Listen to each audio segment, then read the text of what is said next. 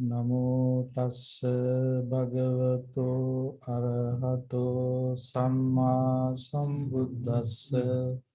Namo tassa bhagavato arahato samma sambuddhassa.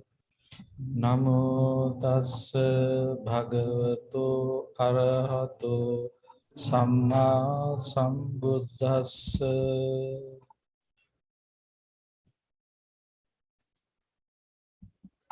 Good afternoon.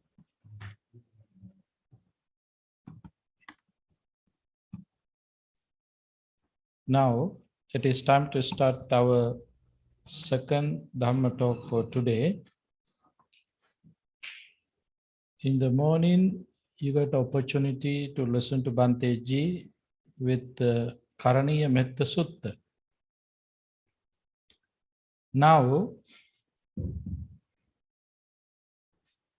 today, my topic is for this Dhamma talk, Chulla Kamma Vibhanga Sutta. Chulla Kamma Vibhanga Sutta, you can see in Majjhima Nikaya, Middle Length Discourse 135. 135 discourse is Chulla Kamma Vibhanga Sutta. The reason is that I choose this discourse because the kamma is a huge topic even in this modern society. As you know, there are few places that you can use. Usually they use this word kamma, including in your credit card, credit kamma. So kamma is very famous. So I thought myself, why I'm not sharing some knowledge with our friends about what is the explanation about the kamma in Buddhism. Actually, that credit kamma also have some meaning related to the Buddha's teaching. I don't know how they found that word, but anyway, there is a relationship. You can see it. Very famous explanation about kamma is Chetanaham bhikkhave kammang vadami chetetta kammang karoti. This is the Pali word that given by the Buddha. Chetanaham bhikkhave.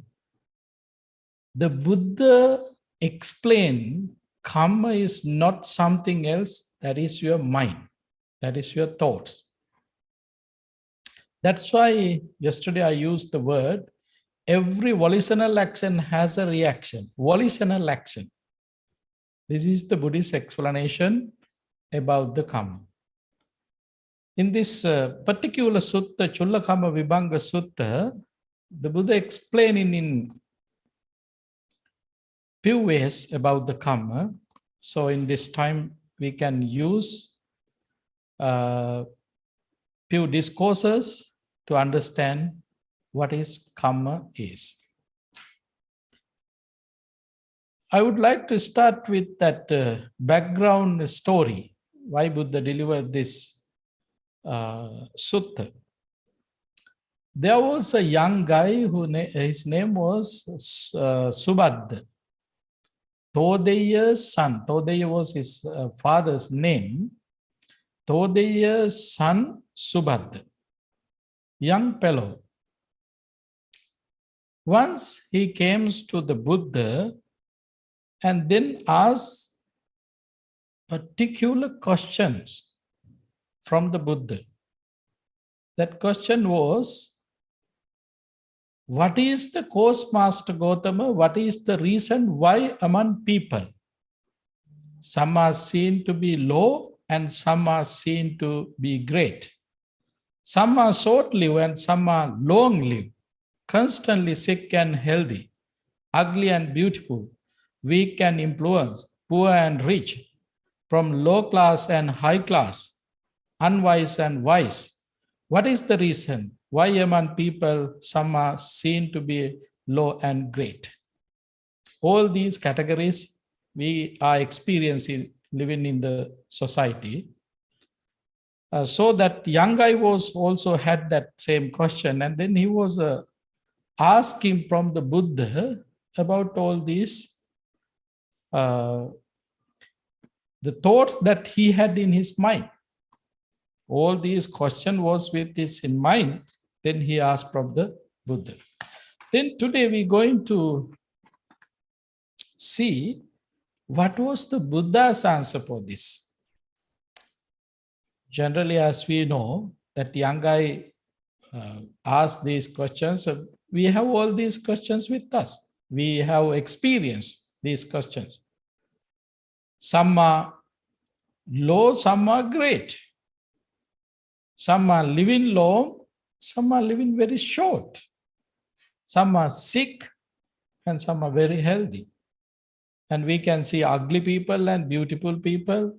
We can influential people, poor and rich people. Among us, all these are living.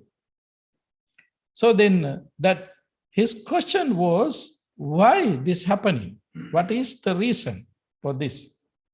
As you know, in political view, socialist people might say something else, and who are in capitalist system, they have different explanation. There might be, but this is the explanation given by the Buddha about regarding the kamma. Regarding the kamma.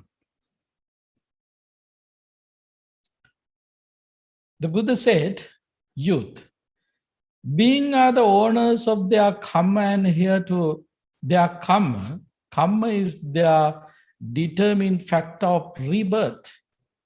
They are relative and they are refuge.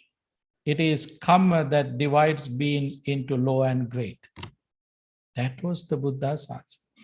The Buddha directly said, the reason is kamma. Some are rich, some are poor, some are very influenced, some are not. They can't do nothing. They're very weak. Even they don't have even their very basic rights for their life. But some of them have very influenced life. What is the reason? The Buddha said, there is nothing else, only the kamma. Kamma is the main reason. In here, Buddha explained, kamma is their determining factor of rebirth. So now in here, we have to think about something about rebirth. I would like to go beyond this sutta. According to the Buddhist explanation, the Buddha's explanation, particularly there is another sutta which is called Tirokudda Sutta. Tirokudda Sutta, the Buddha explained there are 31 realms. 31 realms. Human realms, Devas realms, Brahma's realms, and hell. All these realms are the places for all living beings. Now we are here in human world. According to our kamma, we can get birth after our death, one of these, any place. That is the explanation given by the Buddha in Tirokudda Sutta. But we have concept about these realms. That concepts create our experience and our knowledge. We know everything about our human world. So having that experience and knowledge about the human world, we are trying to identify, oh, heaven might be something like that. Brahma world, something like that. Hell, something like that. But it is completely misguiding us. It is not the real way that we can understand about this world. But anyway, their facilities might be different. The facilities that we have in here, even think about the countries in this world, facilities are different. In this country, the facilities that we have, in third world country, you don't have any of these facilities. It's different. So, same way, in this human world, the things that we are experiencing through our bases are not the things that you can experience in other realms. It's different. But anyway, the Buddha said, we can go to all these 31 realms according to the kamma, according to our kamma. Simply we can understand. Simply we can understand among us, we have different thoughts. We have different thoughts regarding all these factors. Comfort. The things that you concern as beautiful is different than any others. What you are beautiful, what you think as beautiful, the thing is not beautiful to me. Something is better, something, if someone say, oh, this is beautiful, this is sweet, but someone else not say, no, it is ugly, I don't like it, I hate it. The word they use it. No? It is happening. Then how it's happened? It's happening with our kamma, according to our kamma. Just think about the life that we have. Even take an example as a other living beings, animals, dogs. Very simple, because they are very close to us, they are living with us. Dogs who are in the United States, they have very comfortable life. They have a very comfortable life. But I would like to share some story. When I come to this country, 16 years ago, first day, one of my friends invited to do some shopping because I wanted to buy some basic things. Then I did not have winter clothes or anything, shoes. I did not have anything because I'm coming from tropical country. We don't have to worry about those kind of clothes. So one of my friends invited me to go to shopping. When we go into that shopping center, there was a place, pet shop. I asked that guy, why you are not going here? We can find something in here. This place might be the best place to find something because so many things there. I thought it is the place that we can buy something. But it is pet shop. Only you can buy things for your pets. Huh? This kind of situation, you can't see pet shop in third world countries, especially those days in Sri Lanka, we did not have any pet shop there. And dogs, cats, all are living even there in their places, but they don't have a particular food for them. I remember when I was a kid, very young boy, even my place, my mother, father's place, my parents' place, we had the dog. The dog ate with us same food what we ate. He did not have any different food like in here. But in here they have different, they have doctors, they have everything same as human beings that we have here. But in some other countries, they don't have that facilities there. What's the difference? Same dogs are dogs, but they have different facilities. They have different opportunities. How it's come? According to kamma. According to kamma. One day, someone was invited me to give a Dhamma talk in Sri Lanka when I was in vacation. Someone was invited me to give a Dhamma talk. Then I went to that place to give a Dhamma talk. The places was crowded. So many people were there. Meanwhile, when I was giving Dhamma talk, and I saw some people are kind of, moving here and they are looking at something very special, look like. Kind of changes were there. Stressful situation was there.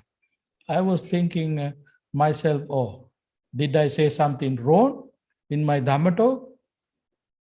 No, they were looking at through the windows and something. And then later on, I found there was a singer a very famous singer came to that place to participate Dhamma talk. Instead of listening to me, my audience turned into him and they wanted to talk to that person. He was very influenced person. But I was the invitee there to give a Dhamma talk. But people are looking at that guy, the singer. How it's come? My kamma is very weak. His kamma is very powerful. That's the reason. That is the reason. This is the way how kammas work. Now, in this manner, we all are experiencing the kamma. And these days, very popular story in Sri Lanka about the elephant. There was an elephant, namely as a national heritage, that elephant, tusk elephant. So there are elephants even in jungle, but no one respecting any of those elephants who are in the jungle. People have fear of them and they try to kill them sometimes if they are doing some harmful things to their paddy field. But the elephant, the government and I don't know who recognized as a national heritage, they are respecting. When he going somewhere, he going with army guard. There are 4 or 5 army soldiers surrounding him, and then with weapons, they're going in front of and back to him. There are so many youngest and adults are waiting to get selfie with that elephant. They are very like to get selfie with that elephant. What is the difference with the elephant in the jungle, who is in the jungle, and the elephant on roads? What is the difference? There is no difference. Elephant is elephant. What's the difference? But this one has a lot of attractions. This elephant, how it's come? That's the kamma. According to the Chulla Kamma Vibhanga Sutta, the following the Buddha's instructions, that is the kamma. Therefore, if someone attractive to that you don't get upset. Think about it is kamma. You can maintain your peaceful mind without developing jealousy. Because we are practicing metta.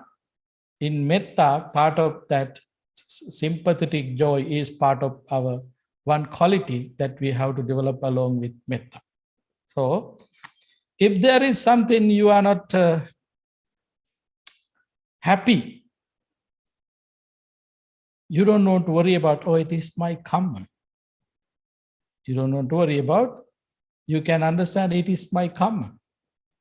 So, to develop your sympathetic joy, understanding kamma is very helpful.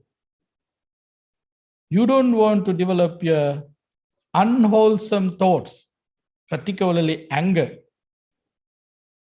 Without developing your anger, unwholesome thoughts, you can live happily and peacefully if you know the kamma. Particularly in this society. Gaining and losing, this is happening. When you are gaining something, you are happy. When you are losing something, you are unhappy. But applying this kamma knowledge, we can tolerate and we can bear it. Oh, it is my bad kamma. But as Buddhist follower, you are not supposed to completely give credits to your kamma. You have to develop your energy, effort. As human being, you have very wonderful, powerful thing. That is your mind. So you can change your kamma. You can change your kamma using your energy, using your mind power. According to the kamma explanation in another place, Buddha said there's a kamma, ahosi kamma. Ahosi kamma means there is not a chance to get effect that kamma. Likewise, when you attain enlightenment, then some kamma become neutral. There's no chance to get effect to that kamma.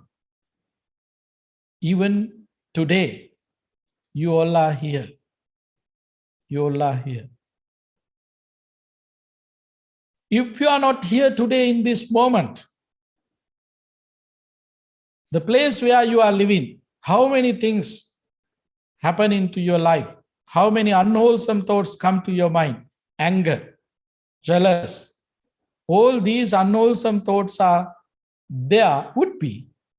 But today, you can maintain your peace, happy thoughts with you because you are here in this particular place. See, you change your kamma.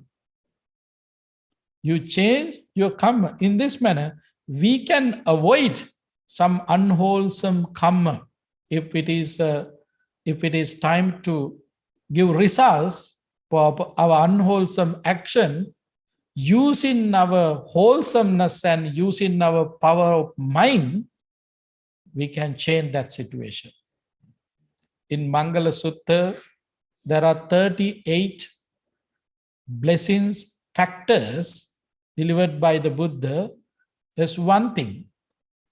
Asevana cha balanam pandita cha sevana. Don't associate foolish, associate wise. It is kind of factor that you can get blessings. Living with foolish people, there is opportunity, there is a situations get effect unwholesome kamma. But if you are not associate foolish one, if you associate in wise one, then you can avoid that unwholesome kamma situation from you. Don't you? Yes, we can do that. And finding suitable place to live, patirupa desavasa in Pali. Living in suitable place, you can avoid your unwholesome kamma, which is going to affect you. Living in unwholesome place, sometimes you might create unwholesome kamma, even though you did not have unwholesome kamma with you. Living in unwholesome place with associating unwholesome friends, it's happening. So therefore, you don't want to worry about your kamma or everything happening because of the kamma. You don't need to keep that things in your mind. So don't misunderstand. Everything happening according to kamma. It is not the explanation given by the Buddha. That is not Buddha's explanation. But in here, particularly in Chullakama Vibhanga Sutta, Buddha is giving some explanation to understand the kamma, the nature, how it's happening. So this is the explanation, the direct answer given by the Buddha to that young person, Subhadda. Come and here their kamma. Kamma is their determined factor of rebirth. This is very important word that you have to keep in your mind. Determined factor in rebirth. Whether you believe or not about rebirth, it does not matter. But think about this moment, this life. We all are working for our happiness. We want to be happy. We want to gain our happiness ourselves. That is our main goal. So then what we should do? We should clean our mind each and every moment. Why? That clean mind directly helps us to be happy, to gain our happiness, to maintain our happiness. So that is the most important thing. Whether you believe rebirth or not, it does not matter in here. But in here, the Buddha explained it is very deep things.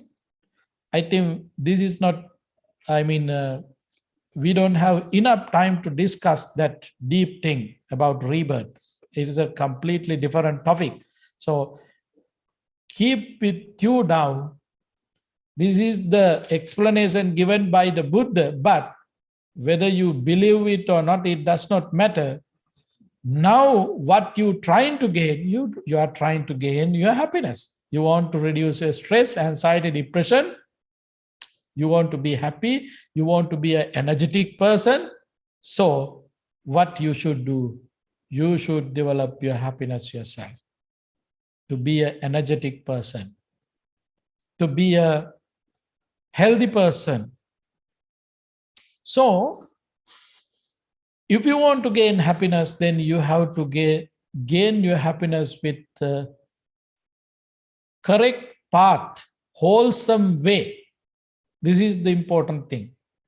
Applying unwholesome method, there is no way to gain your happiness.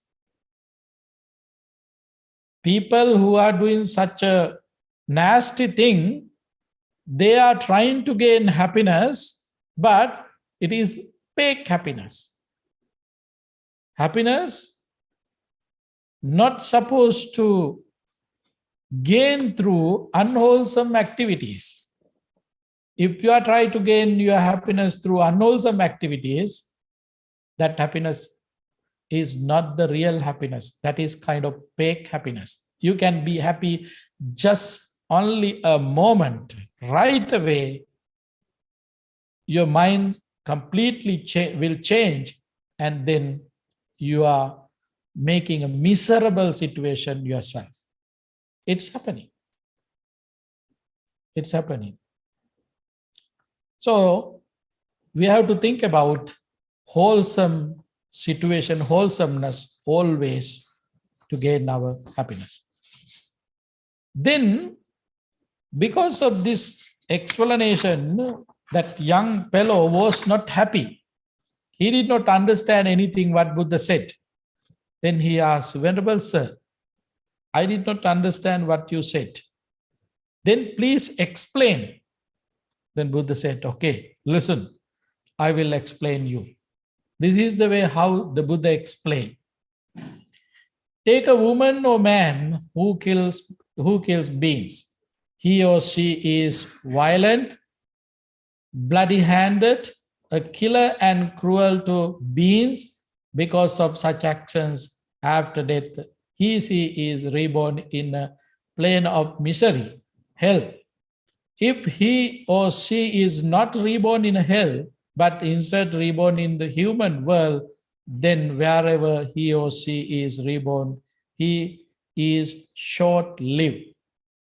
Youth in this way, killing beings, being violent, bloody-handed, a killer and merciless to being is the path leading to short lifespan.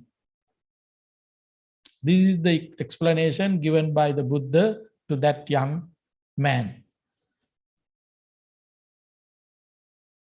You may be able to experience this yourself, seeing things happening in the society among human beings. There are people who are live short. Sometimes maybe 1 day, 2 day, week or month. Some of them live, as we know, average would be 78, 79 something. I don't know exactly, but this might be the human average in here now. So if someone living 30 or 30 or 40, 50 something, it means they are not covering average. Their life, we can consider as short life period they had. The results, because in their previous lives, they had some killing. They had involved with killing with unwholesome thoughts. This is the explanation given by the Buddha to that young fellow Subhadra. So, we have to open our mind. We don't want to believe anything.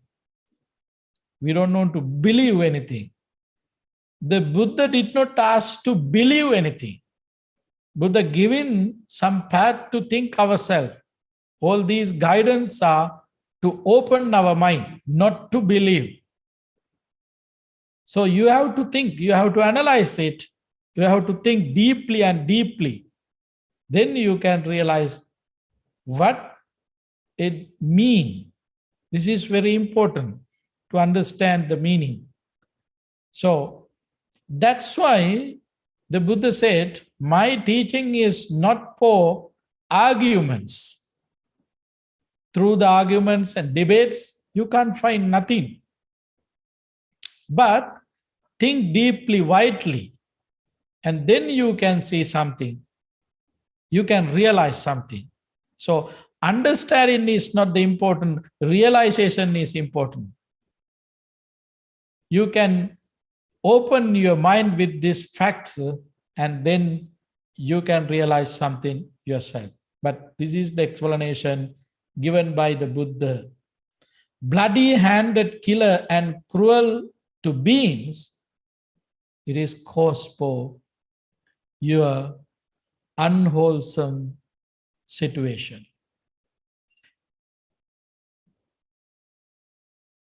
Modern explanations are there. When you to kill somebody, just think about someone trying to kill someone, what kind of mentality that person maintained there? Unwholesome, cruel mentality is there with that person. When you are, apply to yourself, when you are in anger, how would be your body? How would be your mind? When you are in anger, do you have any experience with that anger? No? Very happy to hear that. Even sometimes I have that anger. Do you like to live with that angry thoughts? No one likes to live with angry thoughts.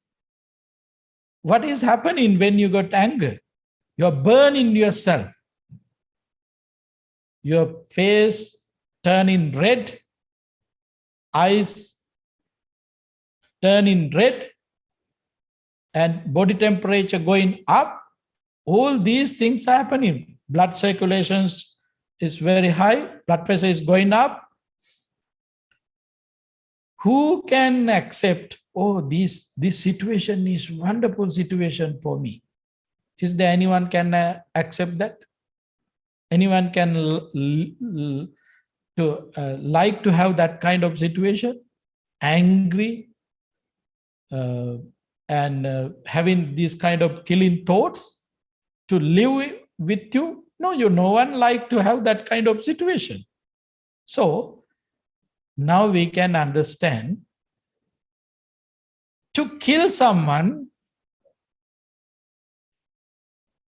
this is the background situation in your mind. You have to have anger, you have to have very cruel thoughts. As a result of that unwholesome situation, you're going to kill someone. You're going to do harmful things to someone. But already you are burning yourself. Already burning. Your blood circulation is very unhealthy way. Your blood pressure is going up. Your face turning red. No one can control it because your anger. It's happening because of your anger. So this situation is not happy situation. So now you can see the results of kamma, not after this life. Even in this life, you can experience it. You can experience that. Therefore, now we know kamma is not something happening after the action. When you prepare to do that, the results is there, you can see it. Just preparing. You don't want to kill someone. When you have angry thought with you, then you can see how would be the nature of your mind.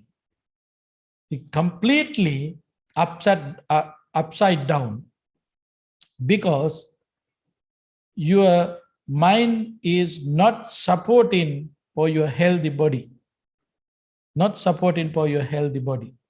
It's completely changing your body chemistry.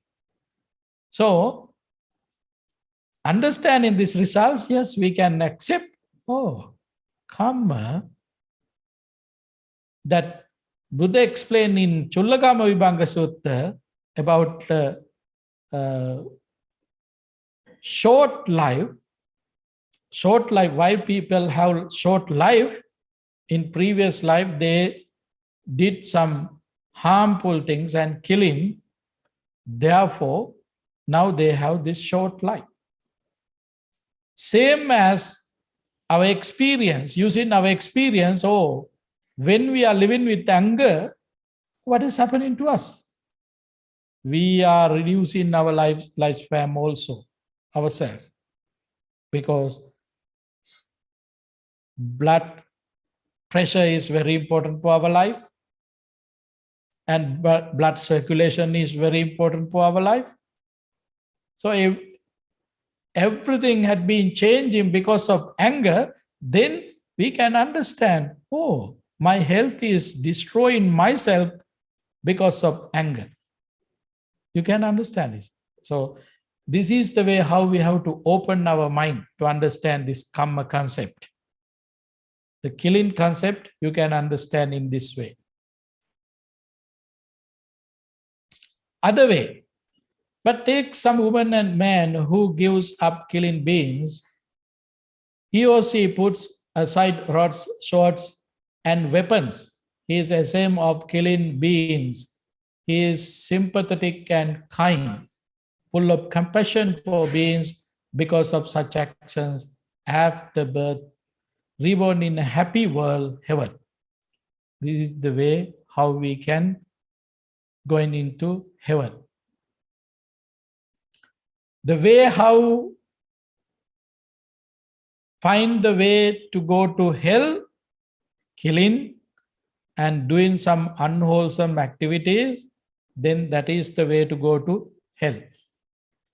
Living with compassion and sympathetic joy, equanimity, and loving friendliness thoughts, that is the way to go heaven. That is the way to go heaven. So, we are very happy to see deities, gods. Around the world, people believe the gods.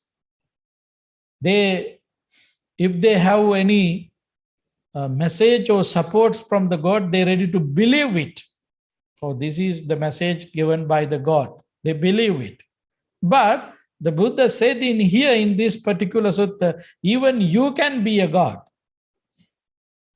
Developing your metta, developing your compassion, developing your sympathetic joy, developing your equanimity, you can be a God. This is the other way that we have to understand, that we have to take this message. You can be a Buddha in one day, practicing and developing. There is no barrier for that. There is no any matter.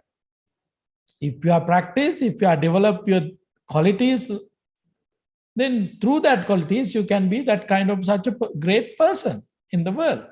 In this particular sutta is given us some lights to think about ourselves. You can be a God even after the death after this life, developing your compassion. So, not only that, even in this very life, we want to be happy. Happiness is our main goal. So, if you want to be happy, then you should develop these qualities. In Dhammapada, the Buddha said, Akkodena jine kodam. nahiverena verani. You can cease anger to gain your happiness. There is no way that you can gain any happiness developing anger for anger. If there is anger, if there is anger, if you also taking that advantage, oh, I want to develop my anger to that anger, that is not the way to find the peace. Peace is very important thing for our life. So in here, in this very important sutta is giving us wonderful opportunity as human beings that we have. Understanding this, we can develop our wholesomeness. We can develop our wholesomeness. Living as human beings means we develop human qualities. Developing human qualities, we can gain our wholesomeness. Wholesomeness help us to develop our happiness. That happiness create our next life. Not only this life, even next life. In this moment, if you are happy, then that happiness you can carry with you. Next one, harming. If someone hurts beings with a fish, stone, rod, or sword, because of such action after death, he is reborn in a plane of misery, hell. Harming also bad thing, harmful thing. It is not something appreciated by wise people. Wise people are not appreciating harming unwholesome activities. We can experience ourselves if someone hurting you, if someone making trouble you. Do you like that person? You don't like. So if you are going to harm to someone, if you are going to do some unwholesome thing to someone, then what do you think about that person? Do they like you? No, no one like you. So therefore, these are very simple things that we can understand, not for next life, even this life. If you want to be happy, if you want to gain our happiness, so we have to apply this wholesomeness with us.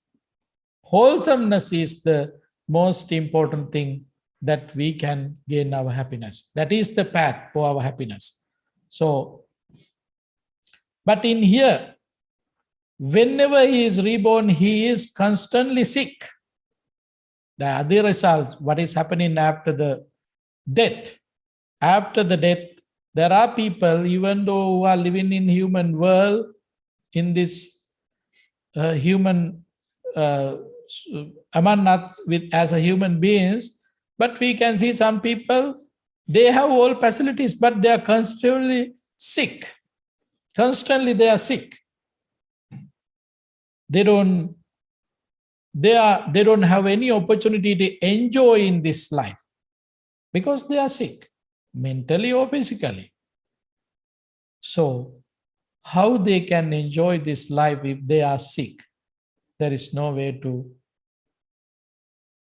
be happy themselves if they are sick, mentally or physically. Even the king, the leader, according to modern way, the leader of the country, he has all facilities and comfort himself. But if he is sick, he can't enjoy. He can't enjoy. The results come because in previous lives, they had done some unwholesome activities like harming. As a result of that, this happened to them.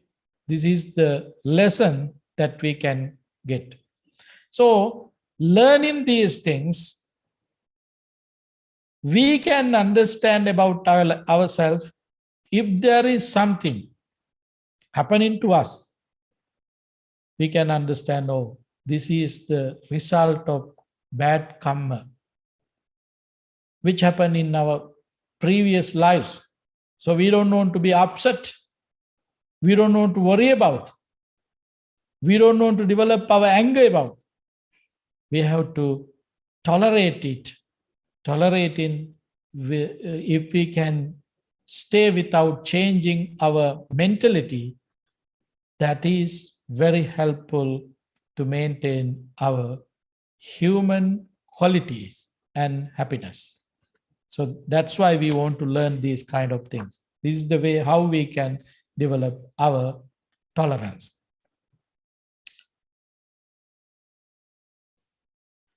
But take some woman, man who does not hurt beings with a first stone, rod, or sword. Because of such action, after death, he is reborn in a happy world, heaven.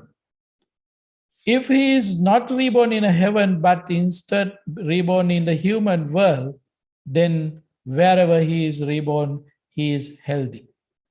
So now we can understand how we can gain healthy life, how we can develop our health, particularly our mental health is very important.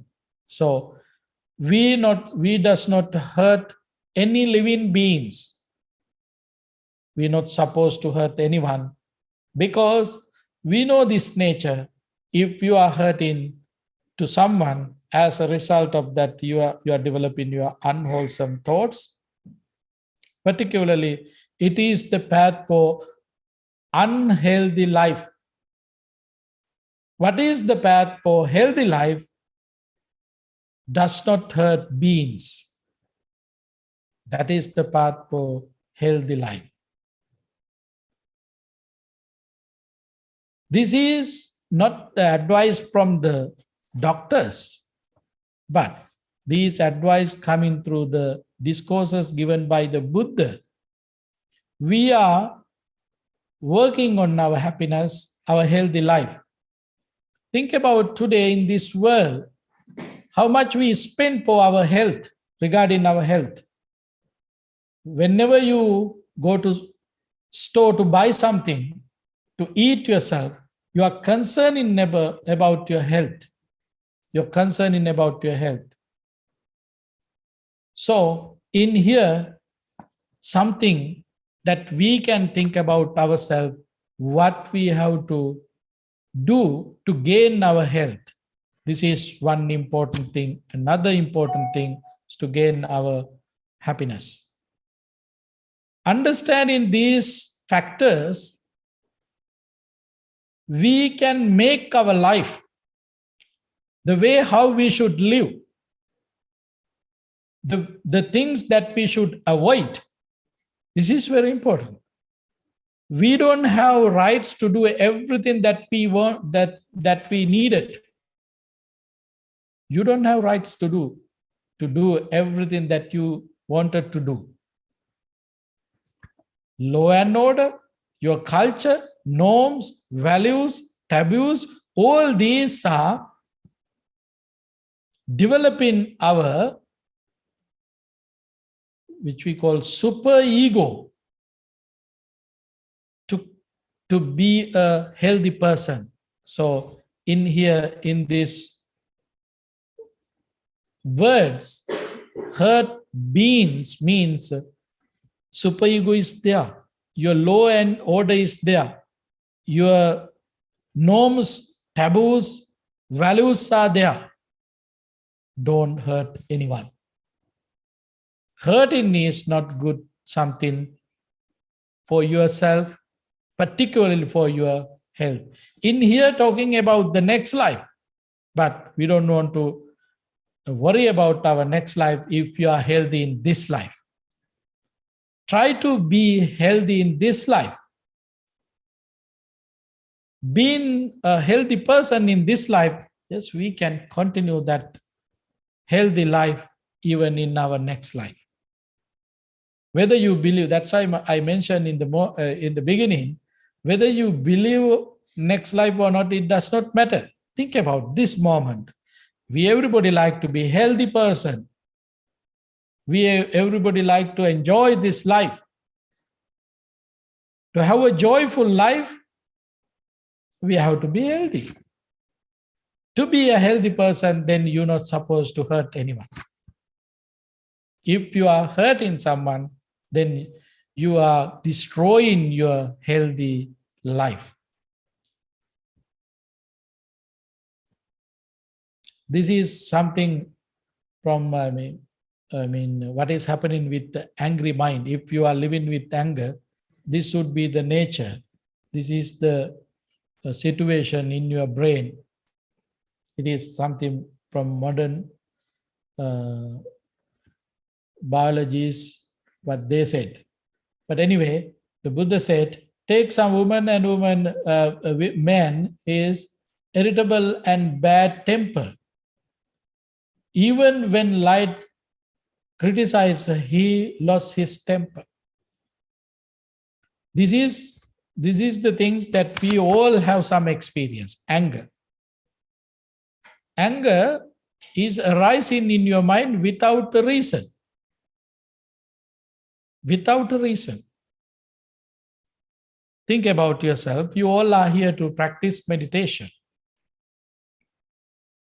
When you are sitting as a group to practice meditation, someone next to you, your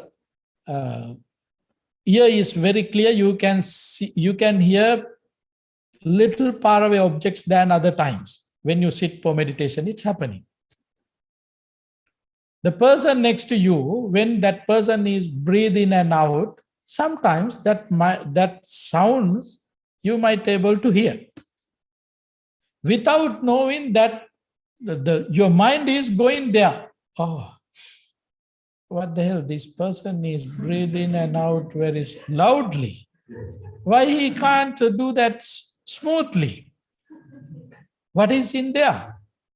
Anger. Without knowing, anger is arising. Is there any particular reasons to get that anger? No. Not but who can stop breathing in and out? No one can stop that. It's happening. It's a natural thing. But that person take even that natural phenomena also as an object to gain anger.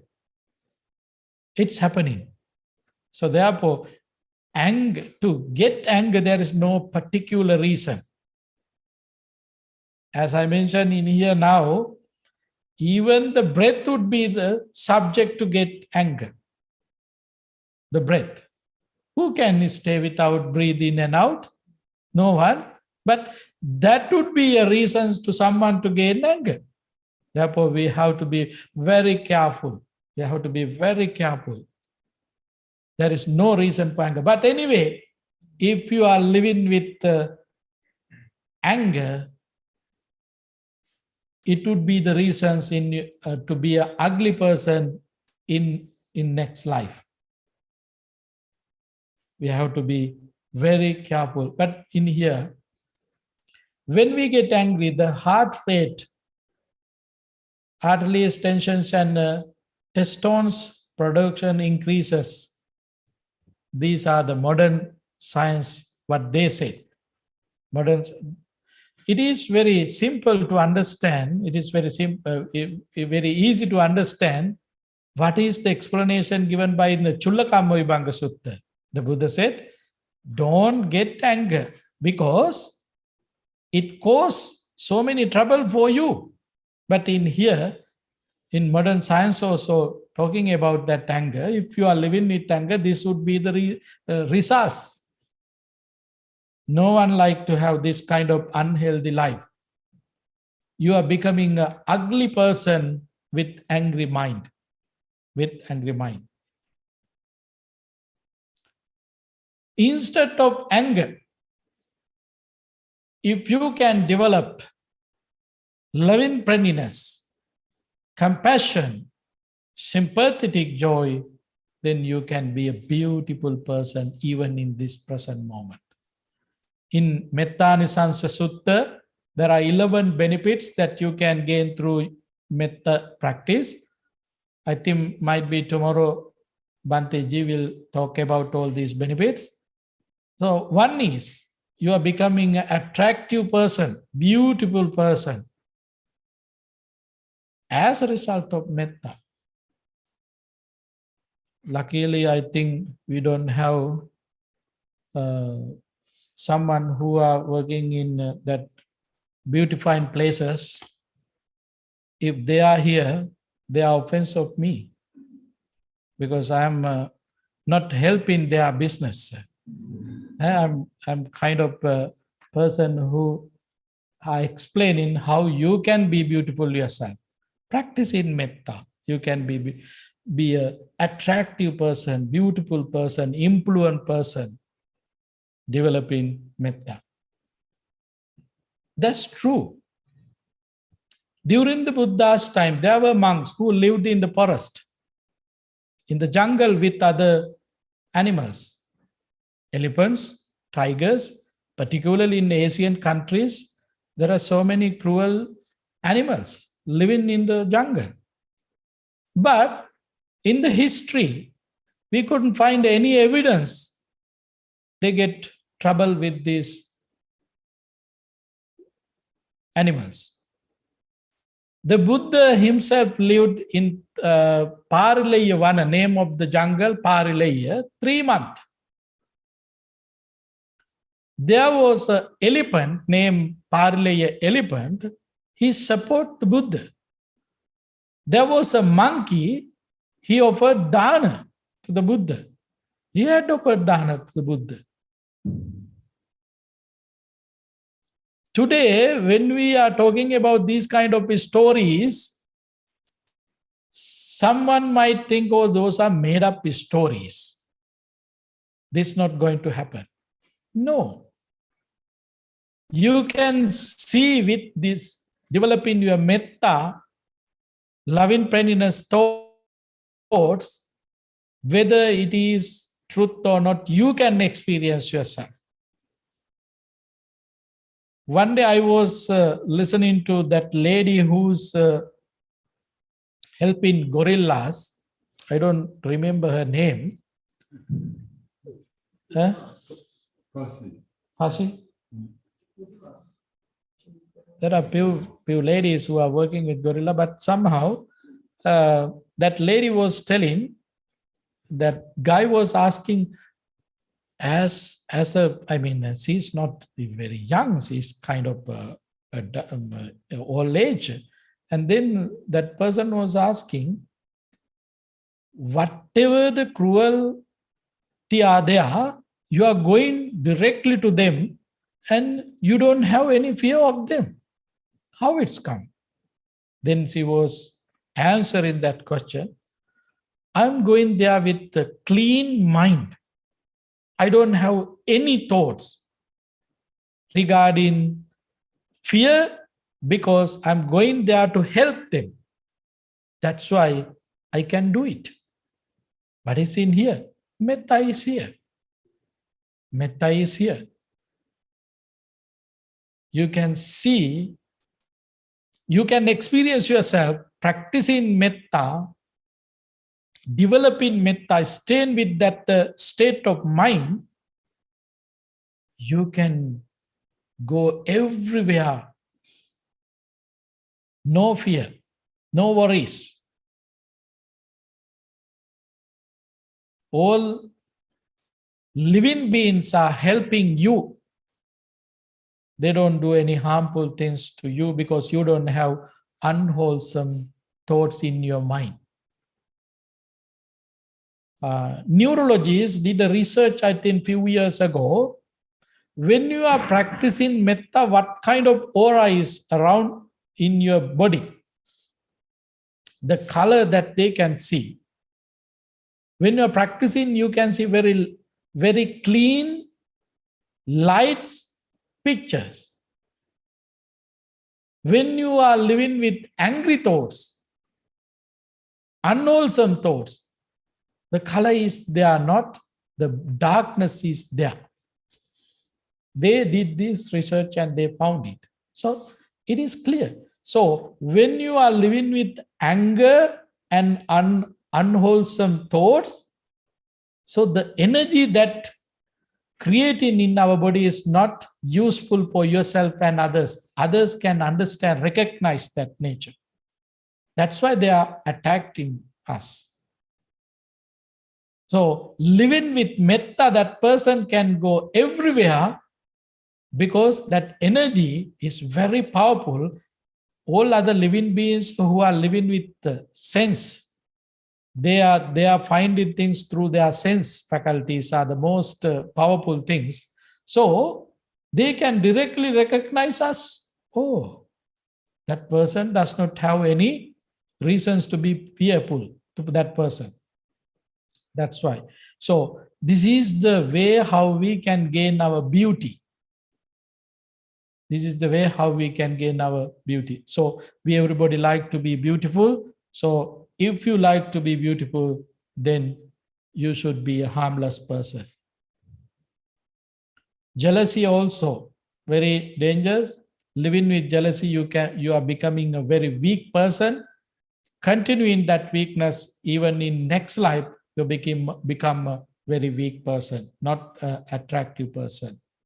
And instead of jealous, if you can develop compassion, then you become an influence person. To change this world, we need influence people to change this world. And greed is very bad things. If you are not generous, then it might be the cause to be a poor person in next life, not even next life, even in this life. You are poor person. You would be a poor person. Practicing generosity, just there are so many opportunities to be a rich person.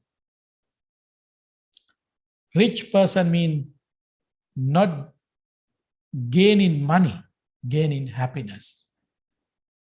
Who has happiness? That person, even he has $1, but he can live as a millionaire. Who don't have happiness? Even that person have millionaire. What does it mean? There is no any enjoyments there. Enjoyments is not there.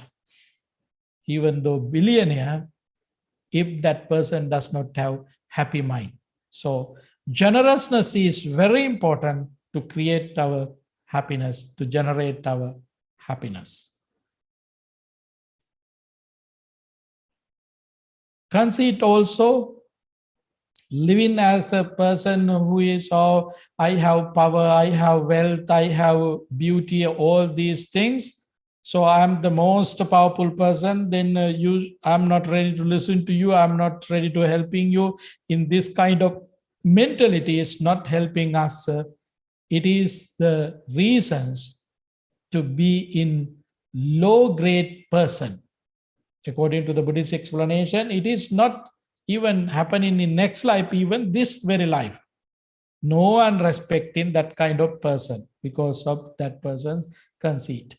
So, being a very gentle, humble person in the morning, Bhante Ji's talks, you might remember the qualities that we have to develop to be a loving, friendliness person. One is a gentle, humble person.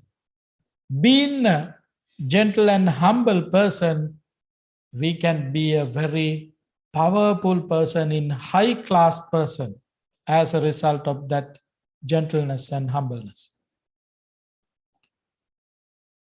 So asking question, it is also very important. Without asking questions, says, I know everything. If you have that mentality, you can't learn nothing. But always benefits for yourself and others if you ask question and try to find out wholesomeness. What is wholesome? What is unwholesome? This is the reasons that you have to arise question. And going into the suitable person and then asking suitable question from that person, which is very helpful to gain your wisdom. If you are not asking question, then you know you are a foolish person, you don't know anything. So it is not just happening in next life, even in this life. So it is the way people live that makes them how they are, whether short-lived or long life, long-lived, constantly sick or healthy, ugly or beautiful, weak or influenced, poor or rich, in a low class or high class family, or unwise or wise, being the owner of their kamma and here to their kamma. Kamma is their determined factor of rebirth, their relative, their refuge. It is kamma that divides beings into low and great. So kamma is the most powerful thing. We all are accumulating karma all the time through our five bases: ear, nose, tongue, body, and mind. All these faculties are always taking objectives. All these objectives are helping us to create our karma. Therefore, no one can say, oh, I don't accumulate any karma. No, we are accumulating karma. Each and every moment, even this moment, we are accumulating karma. So, karma is our main determining factor for this life. I would like to say even for this life, not for next life.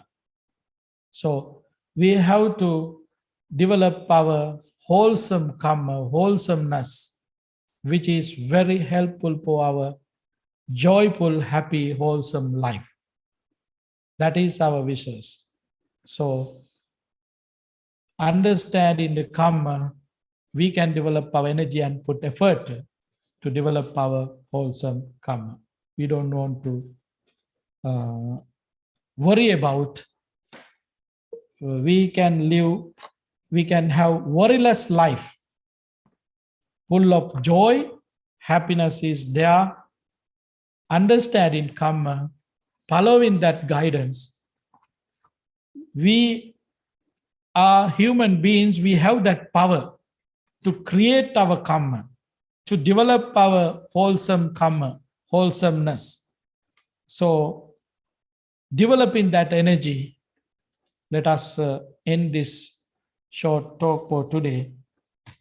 Very important thing is get that message and taking that message, develop your energy and pay full attention to develop your wholesome karma.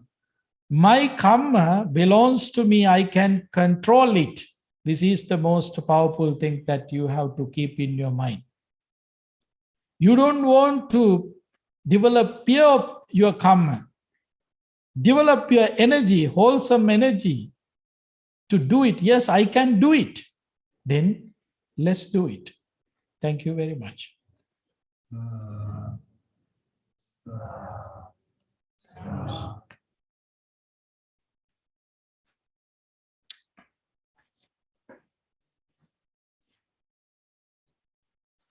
Okay, then next would be question and answer.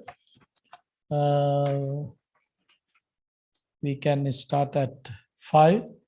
So if you have any questions, there is a box in Sangha Hall. You can put there.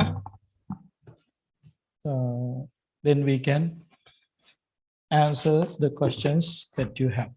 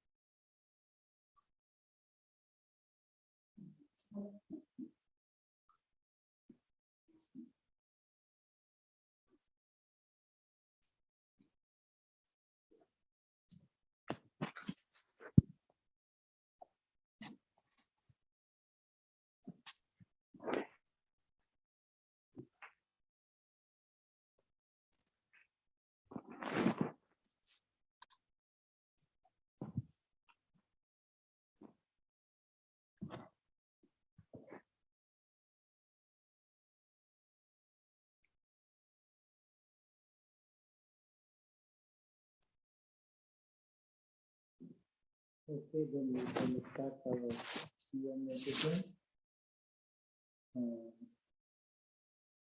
I'm taking from here, and also Kevin mentioned there are people who are in Zoom.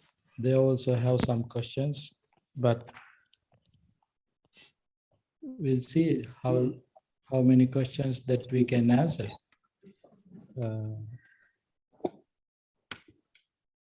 To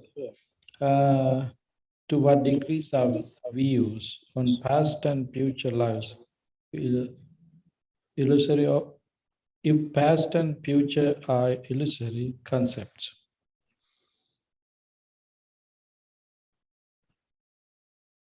To what degrees our views on past and future lives?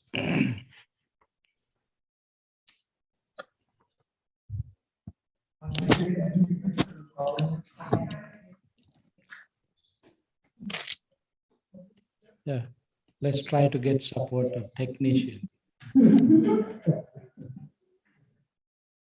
Can you hear me now? No? How about now? Now? Can you hear? Okay. Okay. Actually, this question is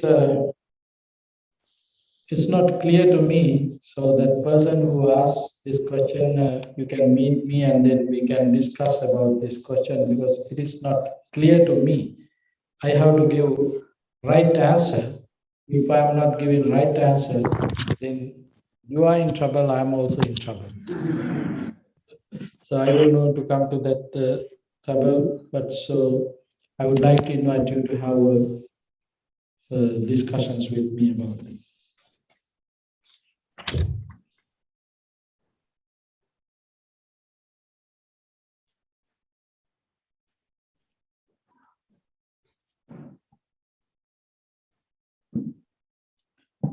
For about 4 years, I have been practicing breath meditation, and for all that time, very clear.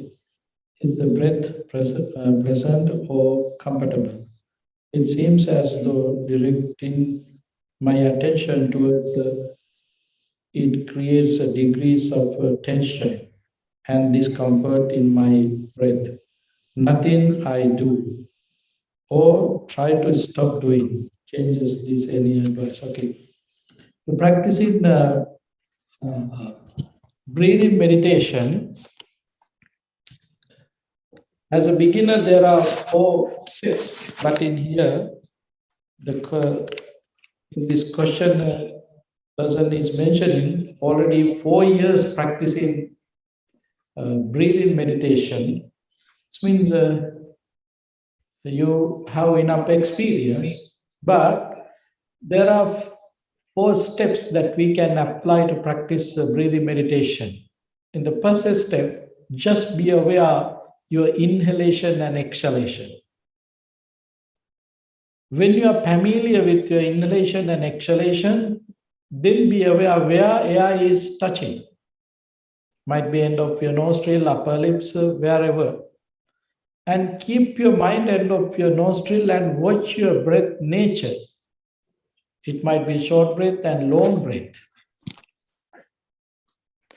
Developing this experience, you can see the nature of your breath, what is breath is.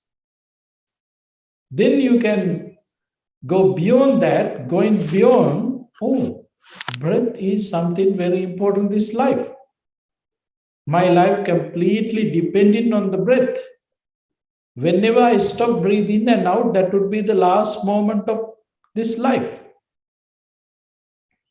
So what is the reality of this breath? Then you can focus in and analyzing. Try to get the real meaning of that breath. Breath is not something existing. Then what is in there? Rising and falling. Rising and falling. The breath is a process. It is a process, not something existing. All the time it's changing. When you breathe in, when you start to breathe in, at that moment it has been changing. Whatever the activities are there, each and every activities has been changing. Only thing that at the end you can realize nothing existing, only there is only a process. In that process you can see changes. Only you can see changes. This is the way how you have to be aware of your practice. Then finally you can turn into vipassana, insight meditation, looking at impermanence, through suffering, impermanence, and also selflessness. All these three significant things that you can realize through your breath. That is the way how you can turn into vipassana, insight meditation, through your breathing meditation, breathing exercise. So breathing meditation is one of the greatest meditation technique. Even the Siddhartha Bodhisattva, when he was sitting to attain enlightenment under the Bodhi tree, the first technique that he applied, breathing meditation technique. He started with breathing meditation technique. Then breathing meditation has a relationship with samatha and vipassana both. If you just practice focusing on your breath, inhalation and exhalation, the nature of breath, whether you are taking long breath or short breath, then you stay with samatha, concentrate meditation. But if you go beyond that, trying to see the nature, the reality of the breath, impermanent suffering and selflessness, to see these significance things, then you are turning into vipassana meditation, insight meditation. Same technique you can practice in both way, vipassana and samatha. In both way you can practice. And through that vipassana, you can go into various ways you can apply that method. Various ways means you have a concept, me, I. Try to kill that me and I concept. Practice it. What is me? What is I? My head, my nose, my body. And take all these parts one by one. And focusing on these parts one by one, you can see what is happening there. Impermanence, suffering, selflessness is there. And seeing these, all the steps, you can understand, you can realize the reality. So this is the way how you can develop your breathing meditation, breathing practice.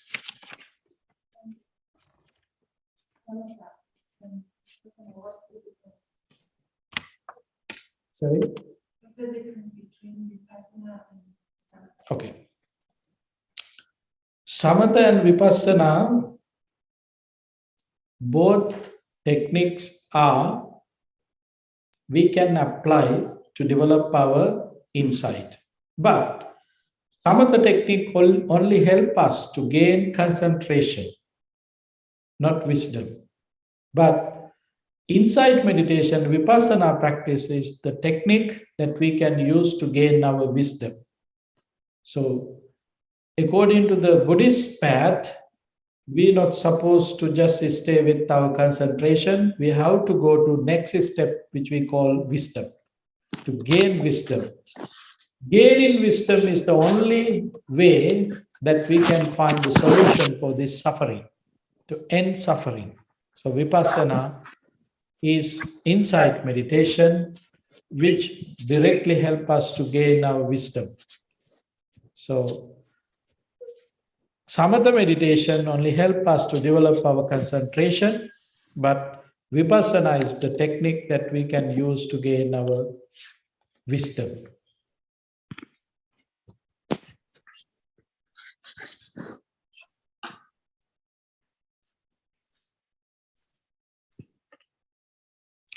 If one person is unkind to another, how can we be kind to both? This is very important thing that we have to keep in our mind. When you are practicing loving kindness, meditation particularly, you are trying to destroy all the boundaries. In Karaniya Metta Sutta, it's categorized all living beings into few ways. Digava, Mahantava, Majjimarasa, long or short, powerful or weak, seen or unseen, living here or there, and born or coming to birth. All living beings be well, happy and peaceful. This is the way how we should develop our loving friendliness thoughts to them. No boundaries. We are breaking the boundaries. There are boundaries in our mind. In here, the boundary you can see, if one person is unkind to another, unkind, we are making that boundary. Or that person is a kind person, that person is not a kind person. Who are making that boundary? Your mind is making that boundary. So, we don't want to think about in that way, whether that person is kind or not. It does not matter. That is their matter. We don't want to take that matter to your mind. Your mind should clean, seen or unseen, weak or strong, kind or unkind, it does not matter. May he be well, happy and peaceful. This is the way how we should develop our metta to all living beings. We're not supposed to judge. We're not supposed to categorize. That their personality, whether they are being kind or not, that is their problem, not our problem. So when you start to practice metta, break all the boundaries, limits. Limitations are not there in your metta practice. We have to develop our skills to kill all these boundaries and limitations. That is our meditation skills. So yes, we know we have people who like to us, we have people who you like to them, we have attractive, unattractive, as we mentioned before, we have people friendly, unfriendly. You like to see, you like to talk to someone, but there are people who don't like to you, you don't want to talk to them, you have some kind of miserable ideas with that person. In this manner, there are people. But all these are judgments that you are holding in your mind according to your capacity. Practicing metta, what we are trying to get rid of all these judgments. Even we don't want to think about male or female. We don't want to think about human or non-human. We don't want to think about seen or unseen in metta practice. All these guidance are given by the Buddha in Karaniya Metta Sutta. So we have to make our mind. Making our mind, we can break all the boundaries, all the limitation. Then we can practice metta, very clear mind, very clear and crystal clean metta thoughts to all living beings. It is not easy. It is easy to tell. But to practice, it is not easy. When you start to practice, may all living beings be well, happy and peaceful, right away, some names are coming to your mind. Then you have a problem, how I practice metta to them. But we have to be skillful to forgive them, to give peace, to share peace with them. Even though they are bad, it is not our problem.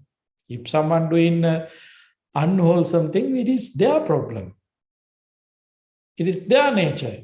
We don't want to take those unwholesome situations to our mind. We have to be skillful for that. So when you are practicing metta, break all the boundaries and limits.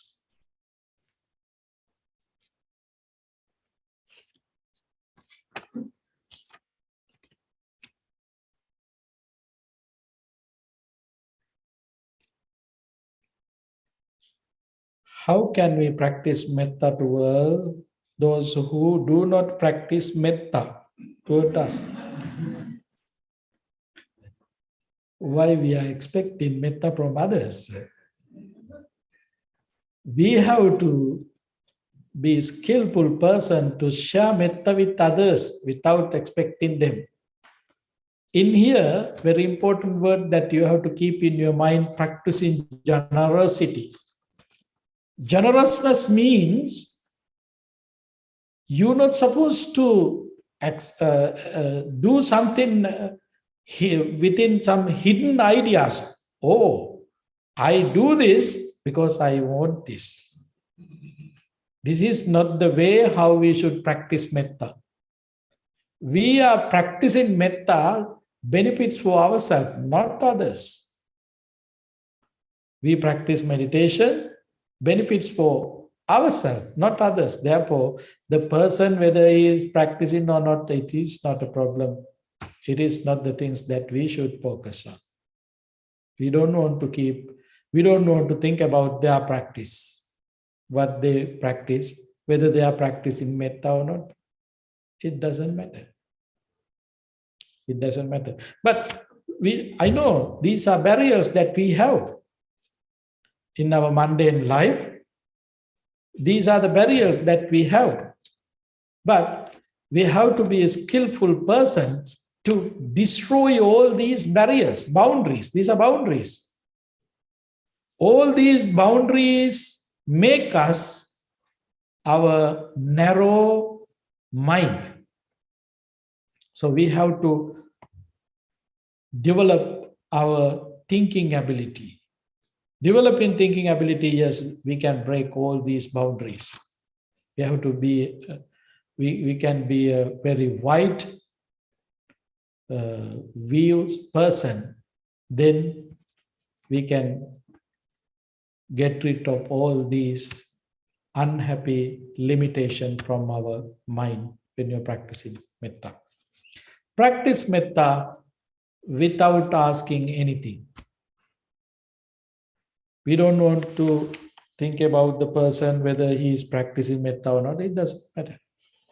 We practice metta. We don't want to worry about whether others are practicing or not. It is their duty.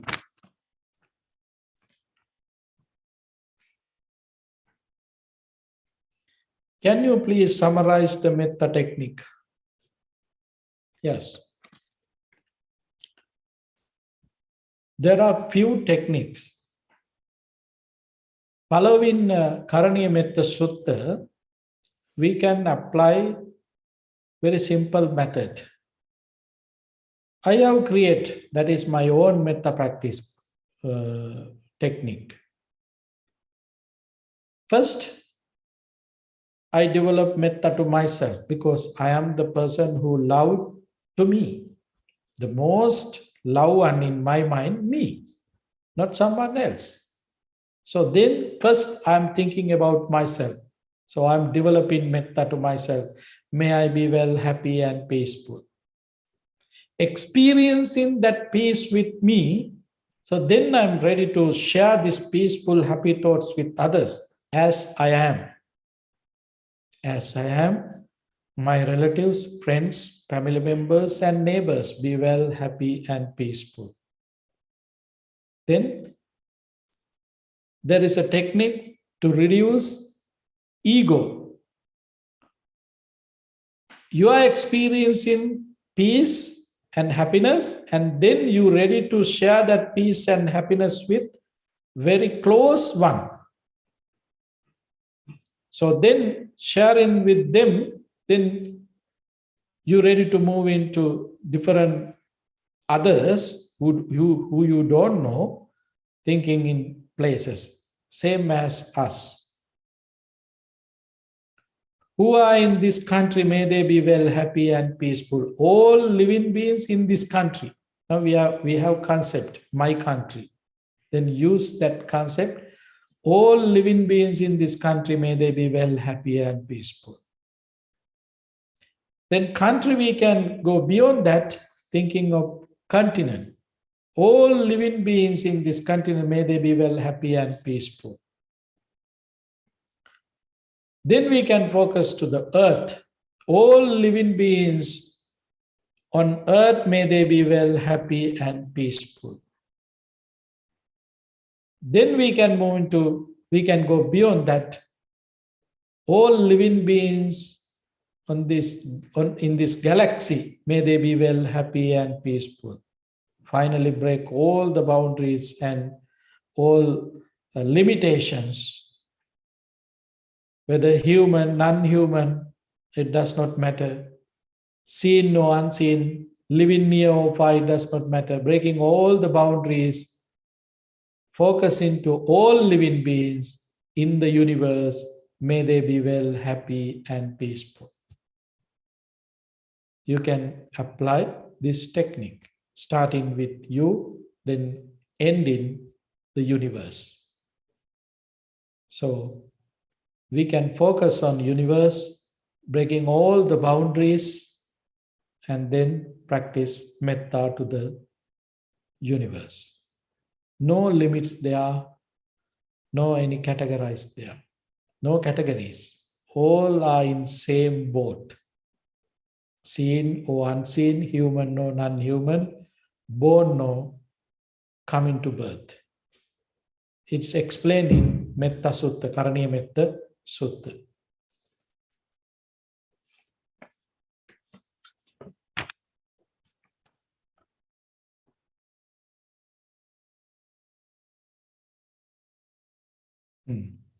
How I can meditate without my foot falling asleep?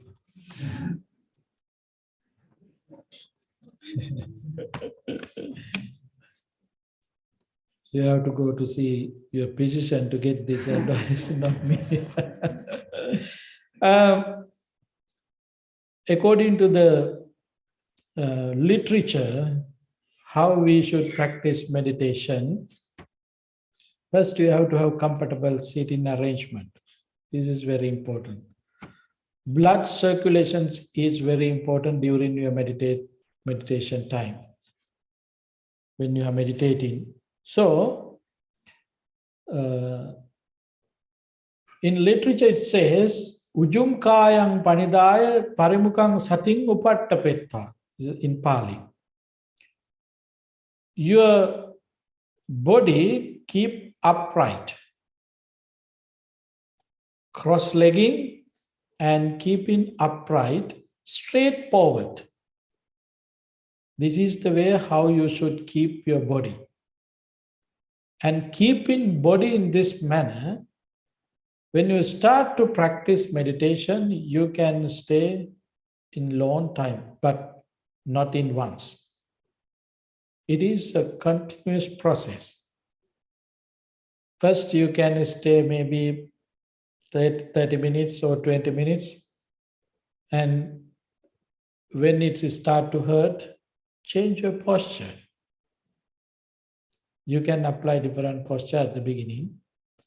And then, if you are not able to practice sitting, then you start walking or standing. When you are standing or walking, you feel okay, better to sit now. You can sit in this manner, changing your posture, you can practice. Particularly if you have any body condition, you have to take care of it. changing the body postures, and even someone who are not able to sit in on cushion, so you can use a chair. Very important thing is developing your mindfulness, not the body posture. Important thing is that mindfulness. So be aware what you are doing during your meditation time. Even when you have your body, giving some painful feeling, focus on that, analyze it.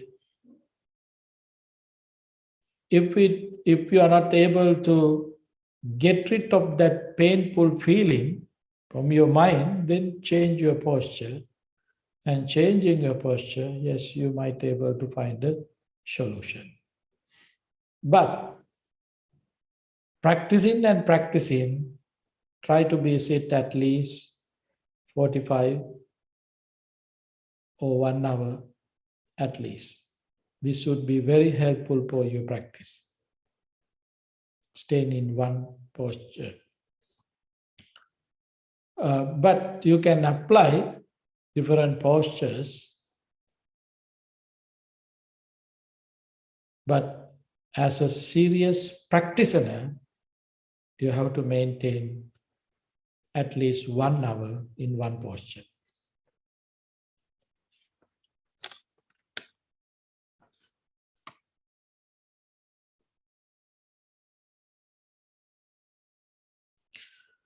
How to handle when others do harmful or negative things to you? How to handle if someone doing some harmful things to you or others? As a practitioner, what we can do? There was an incident. One day, the Buddha met the king's horse trainer. Horse trainer met the Buddha. There was a conversation with the Buddha.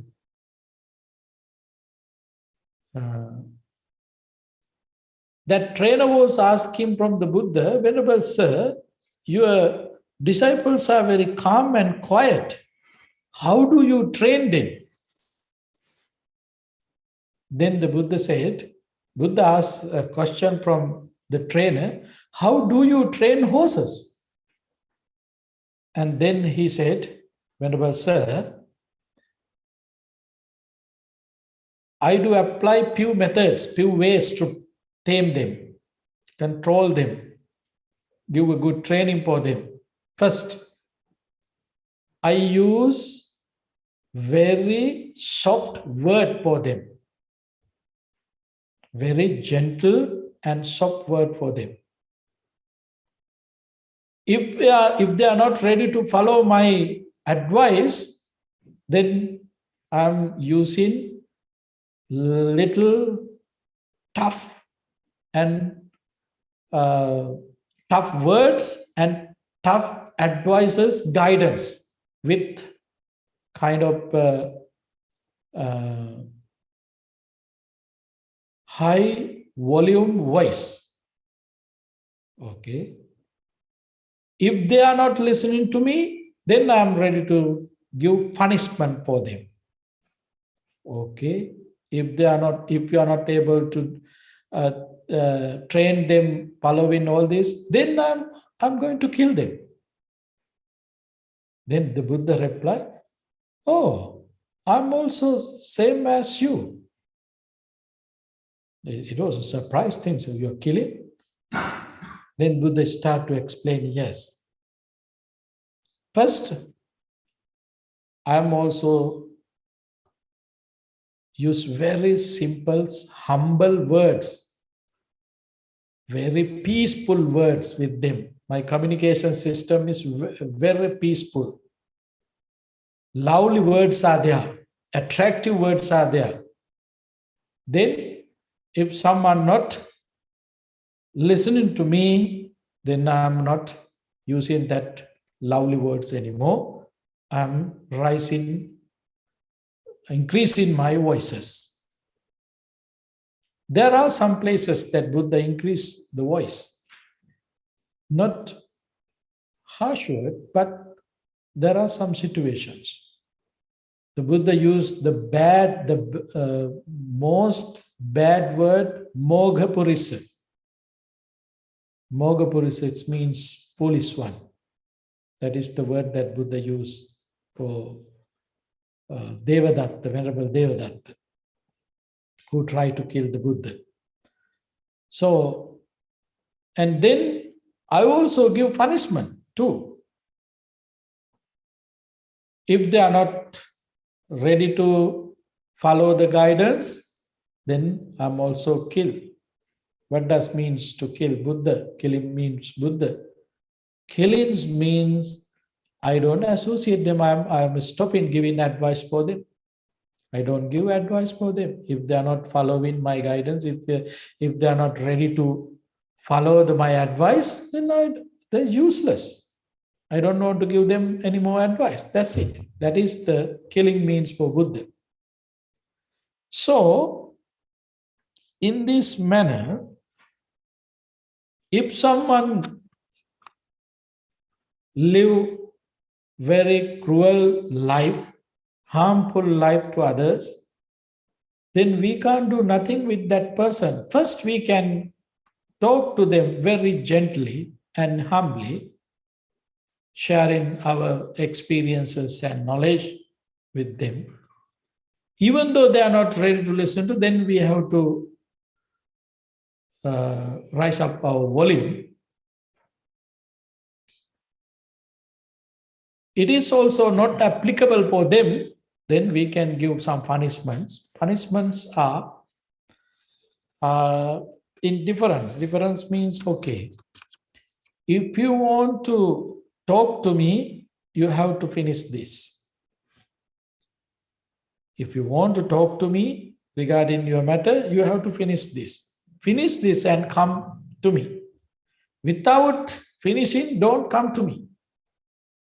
In this kind of punishment, it would be punishment for them, because bad person to do good is very difficult for a bad person. A good person to do good is very easy thing.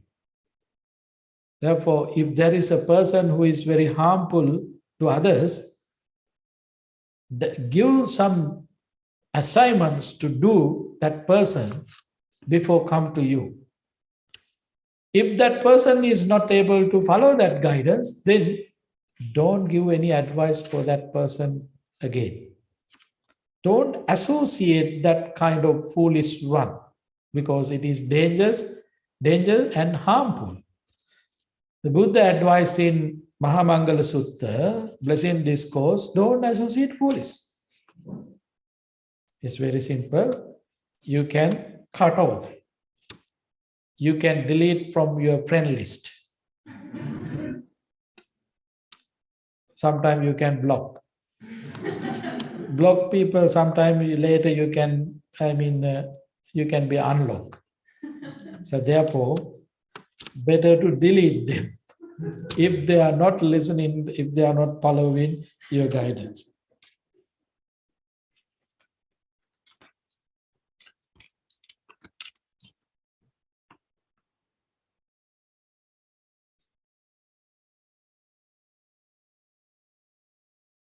Is it hunting season?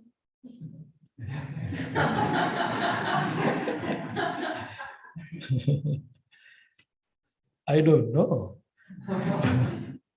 Because it does not matter for me whether it is a hunting season or not. I'm not a hunter. Eh? My aim is not to kill someone. My aim is to help them to live long. So whether it is a hunting season or not, it does not matter.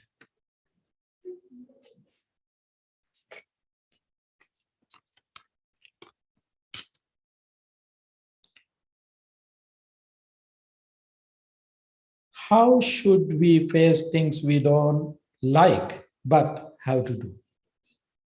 We don't like, but how to do? What does it mean? What kind of thing is that?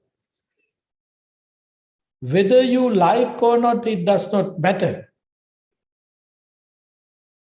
Very important thing, whether it is harmful or not. In Rahulavada Sutta, the Buddha advised to Venerable Rahula to think about your activities.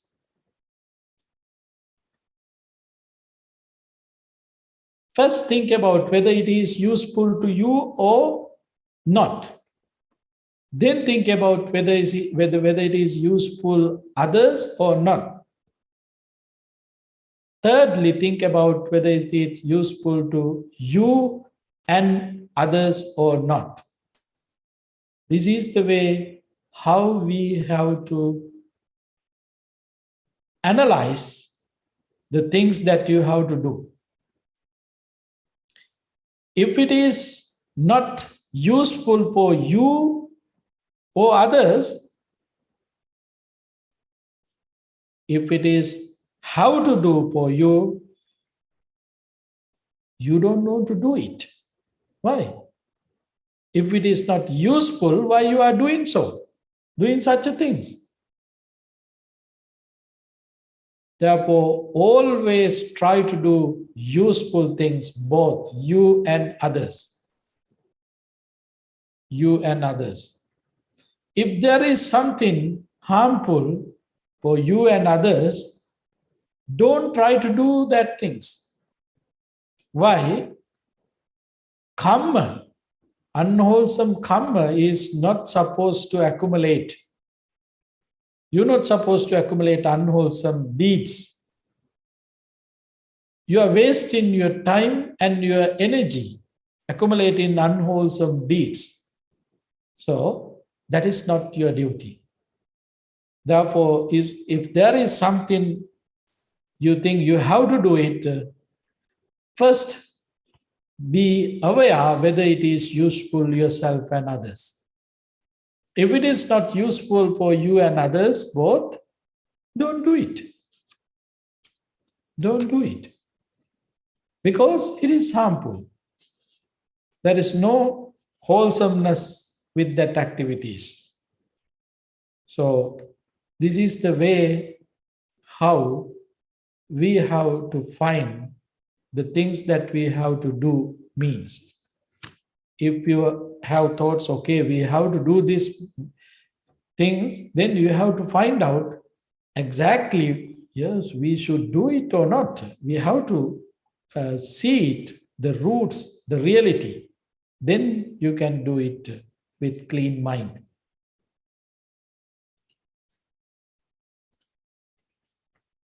There are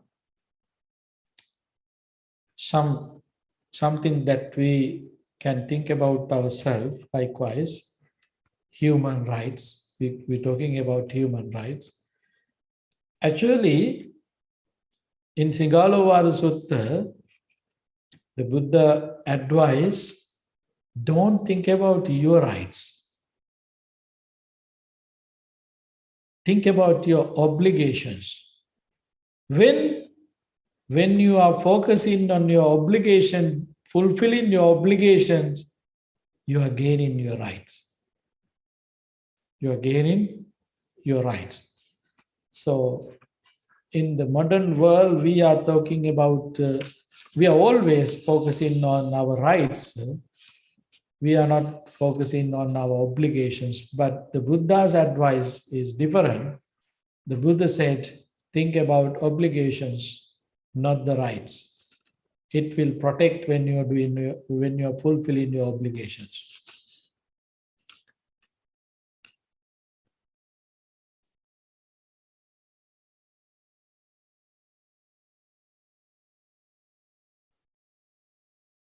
For a person who is always overwhelmed with the emotion, how can you improve that?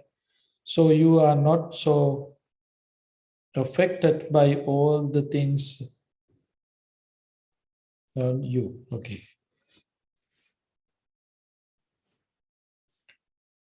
If there is a person, I mean, it is also related to this, we can't change the world, but we can change our mind. How we look at the person, that is the way that we ready to react to that person. So the world is not created by something else, creating only your mind. The views, all the judgments, all decisions come through your mind. Therefore, always focus on yourself. Don't try to focus out. Focus in on out what we can gain, nothing. Always we are developing our worries, unhappy thoughts if we are trying to focus on outside. Focusing on yourself, we can see ourselves, seeing ourselves, then we can see the world through our mind, through our experience, through our knowledge.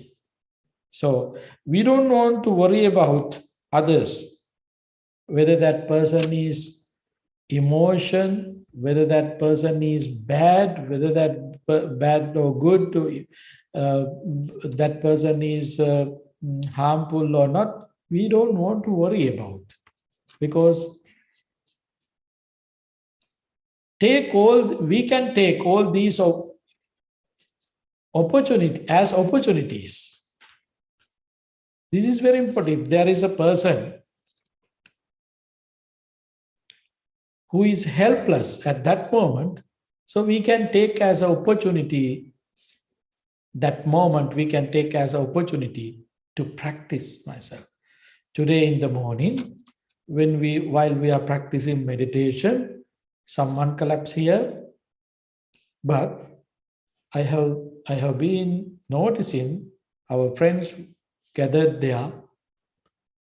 They apply that loving friendliness thoughts in practical way, helping that person.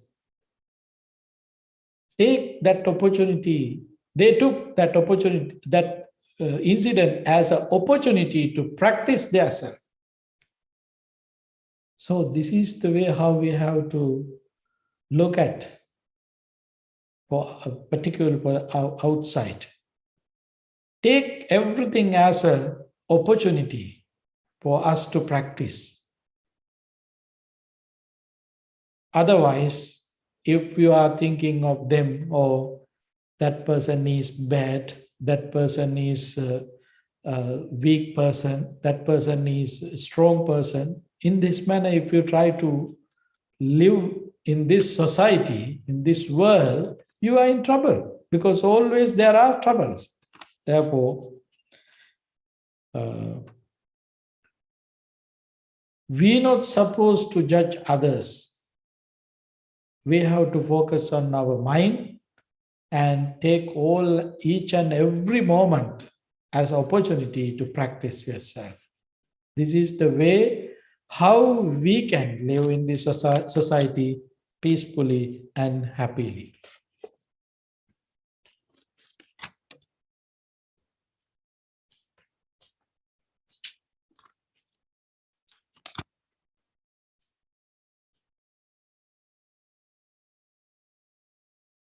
I am able to feel metta, but how do I expand it to be boundless? Okay. It seems like it can't be forced. Yes. It should be natural, not by force. You feel metta yourself, then first think about, oh, I'm happy and peace with me. Same as me, if the world, if others can be happy, how nice the society, the world, the place where we are living here. So in this manner, we can share that peace with others, but we don't know whether others can accept it or not. It does not matter. So using your peace, using your happiness, you treat for them happily and peacefully. That is the meaning of practicing and developing metta toward others. In your action, you can share that peace with others. In your action, your words are very peaceful, your words are very helpful, your actions very helpful for them. You are living as an example to think something for them. This is the way how we can influence. So metta is kind of things that you can gain yourself, and then you can share that benefits with others, benefits for their self. So living in this society, if we can be an example, then we can change the world. You might heard about Gandhi, who lived in India. His method was always, he followed peace. We want to make peace. He did demonstrations and picketing, all these things peacefully. No words, no harmful actions. This is the way how we can influence through our metta. If there is people who are not practice metta, develop metta, their words are very cruel, very harmful, their actions are very harmful and cruel. Among them, if you can be a metta, loving friendliness person, oh, we can influence through them. I have experience. I would like to share with you. When I was in the university, I was with other lay people in the university. In my age, some are older than me, some were younger than me. We all were together. I was the one and only monk there who was there. And you know, when they gathered, you know the nature of their language. They don't have any barriers in the university because all are in same group and same age, similar age. They did not have any barrier, any culture, any things to respect there. Their language was very bad, according to our view, my view. I'm also living with them. They are my friends. When they start to associate me, they had been noticing I don't use any of these words. But they are using. Later on, few months later, I don't know what happened. They tame their words themselves. If someone start to talk in some kind of, in bad language, then others enforcing them, be careful, Reverend is here. Be careful, Reverend is here. I did not influence them. I was maintaining my calm words, peaceful words with them all the time. Then they got a lesson. They started to tame themselves in front of me. Later on, no one used any bad words. No one used any bad. I did not teach them Buddhism. I did not teach them meditation or metta. But later on, some of them came to me and practiced meditation with me. It's happened.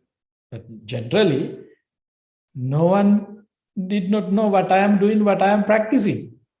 So this is the way how we have to influence others. They change completely. Not only that, even, when it's the finish Wednesday and Thursday, they start and go to parties. At the beginning, they invited me to go to parties. I went with them. But they were ordering things here and there and drinking. I don't drink anything. I was waiting there. They might get upset. I don't know what happened there, but he's not enjoying life, they said. No, I'm enjoying. I'm enjoying talking with you, looking at you. I did not judge anyone there. That is not my job, but I'm gaining some experience living with them. Then later on, they made some kind of, disciplinary things themselves. Okay. If we are going with, they call reverend, if we are going with reverend, we are not supposed to go to this kind of such a places where you have drinking and dancing and things. They made that statement themselves. I did not ask to make that. So sometimes we go to public places to have academic discussions. We do academic discussions, but we did not use harsh words. We did not use any bad words. They did not go to any drinking places with me. They started to apply my method in their life. I did not ask anything. I did not teach Buddhism for them. So being example, we can influence. So we don't want to worry about the person who is in front of us, whether that person can understand me, whether that person is practicing metta or not. We don't want to worry about. Be an example, yes, we can change this world. It is one of quality that the leader should have. That leader should have. It is one of quality. So to becoming a leader, we all are leaders. We all are leaders. You have leadership in your place. Might be in your workplace, might be in your house. You have leadership. Everybody have leadership. So being a good person, we can lead in them to be good and to do good. Very important thing is to be good. Not too good, to do good. So in this manner, we don't have to worry about whether that person knows our metta or not. It is not our problem.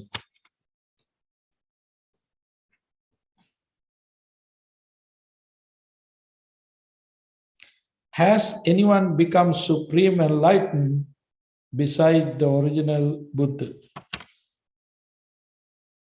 I am not.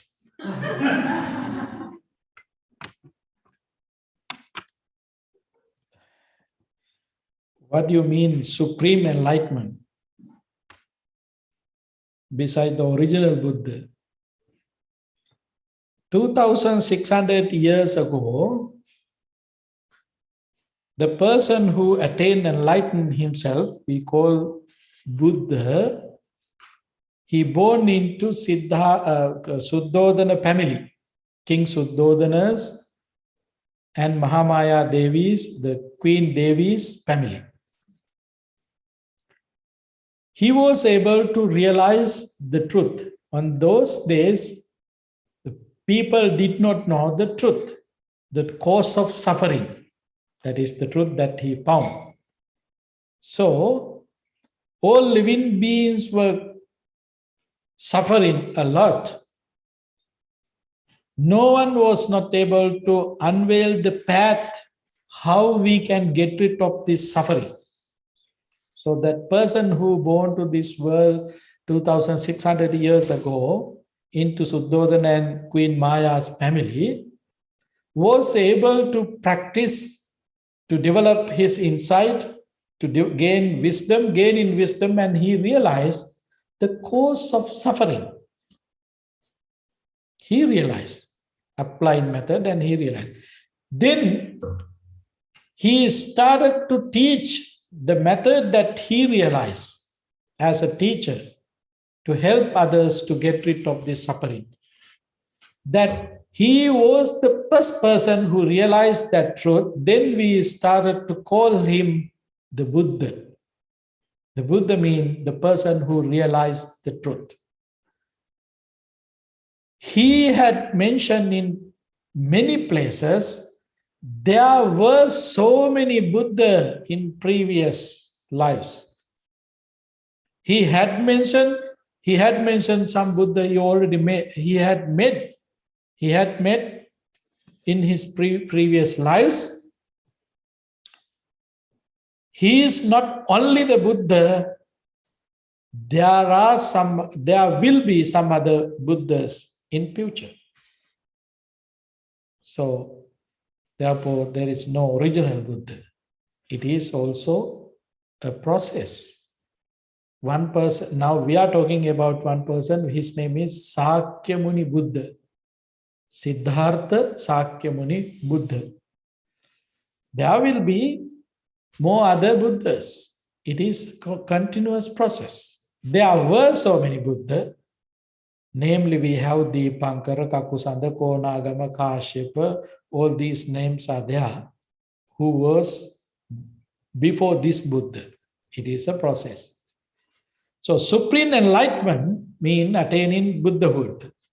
But there are some enlightened beings which we call Arhanta, who follow the Buddha's guidance, and following the guidance of the Buddha, who was able to attain enlightenment, realize the truth, we call them Arhanta. They are also enlightened. There are other, we call Pacceka Buddha. In English translation, it says a private Buddha. I don't know whether it's the word's suitable or not. Private Buddha, Pacceka Buddha. It means they are realizing truth themselves, but they are not able to teach others. Pacceka Buddha. But these three kind of enlightenments are there. Buddha, Pacceka Buddha, Arahanta. Arahantas are the followers of the Buddha and who was able to attain enlightenment.